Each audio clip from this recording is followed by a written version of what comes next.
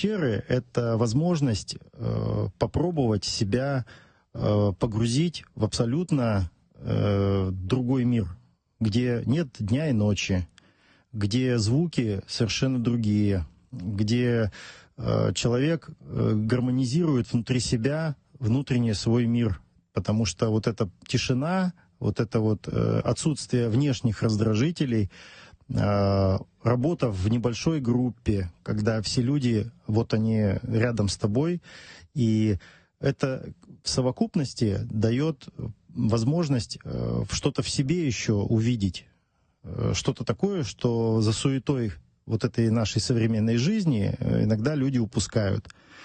Вот. И потом, когда возвращаешься из пещер, когда ты там пробыл не день, не два, а 20 дней, например, прожил, ты по-другому смотришь на многие вещи, как будто с чистого листа. Это помогает потом в жизни преодолевать какие-то сложности, трудности, которые кажутся большими, но с высоты Через вот призму этого опыта. опыта уже их преодолеть гораздо проще.